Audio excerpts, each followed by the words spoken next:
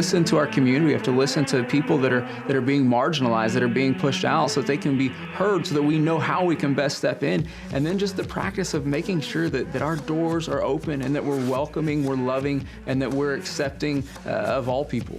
And for us, it doesn't matter if you are male, female, black, white, gay, transgender, any of that. We want you at the table. We want to hear your ideas because we believe everyone has something to bring, and the more diverse opinions we have, the better the end result will be.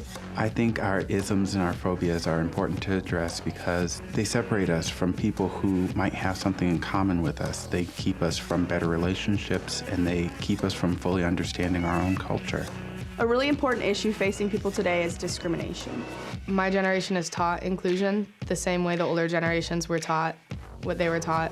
We grew up with diverse communities in our schools, and so it takes on a whole new dimension for us because we can associate faces and friends with these issues. They're not just random ideas that we've decided to care about. When I think about my future, what I'd like to see is everybody just being kind to each other and including everybody and loving everybody the same. I think the church has a responsibility to address social justice and inequality. Whenever we find ourselves in a place of power or a place of privilege, where we think, I have a voice here and someone around me doesn't, it's our responsibility then to ask what's missing and what isn't being seen about that person, what would help amplify their voice. I wonder what Jesus would say about gender discrimination. Discrimination based on sexual orientation. Inclusive. Equality. Inequality. Inequality. Being treated fairly.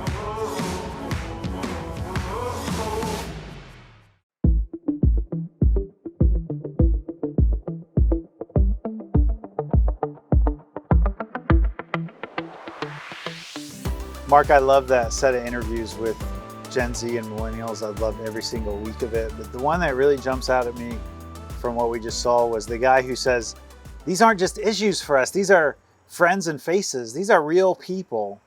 That's such a helpful reminder as we get into our topic today. Friends, faces, loved ones, family. We're not just talking about an issue today.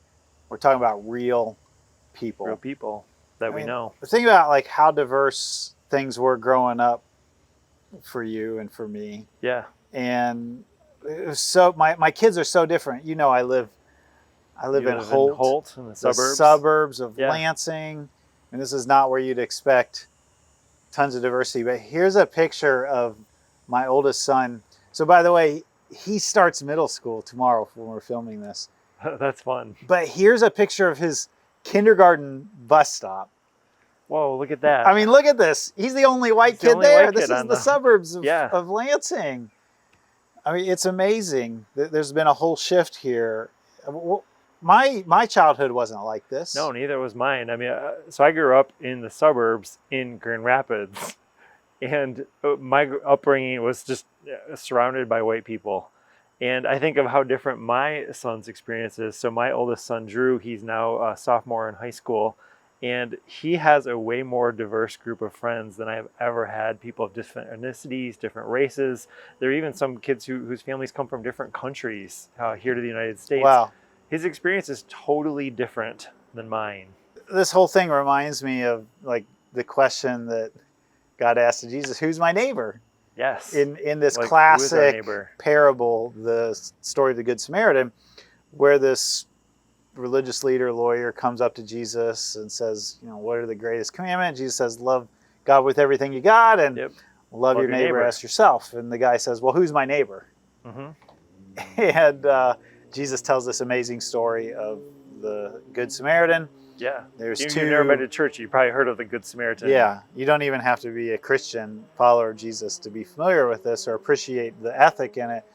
Two Jewish leaders of the day walk by this guy who's been thrown in a ditch and robbed and left for dead, basically. And the Samaritan walks by, and to the Jews, the Samaritan was like a half-breed. I mean, he was ethnic and racial outcast for the Jews of the day. Mm-hmm. And he's the one who stops, and he helps the guy out of the ditch, and he takes him and pays for all of his health care and his lodging and says, do what you need to take care of him. And he takes care of him. And Jesus turns back to this guy who asked him the question. He says, well, who is this man's neighbor? And he says, well, the one who showed him mercy. Yeah, he doesn't even say, "Oh, is the Samaritan in the story?" He couldn't bring himself to say couldn't. that. And Jesus says, go and do likewise. Yeah, love the other, love the person who's different Yeah. than you. Our neighbors, literally, my kids are often the only white kids in our neighborhood in our yard playing with their friends. Yeah. Totally different than when you and I grew up. Mm-hmm. I think of that question of who is my neighbor, and it's often something that we wrestle with, because what tends to happen is we cluster with people who are similar to us. We all have that tendency. We head toward people who are similar to us, and then if there's someone who's different, there's often some tension there around differences, and how do you navigate those differences? And when Jesus was asked about loving others, he very clearly answers this question of who is my neighbor with, it's the people who are different than you. Yeah. It's not just the people who are similar than you. And we want to ask that question again and again today throughout the message and have us reflect on that. Who is my neighbor? There's been a shift over the generations, and this is a great chart And who is to your show neighbor? Yeah.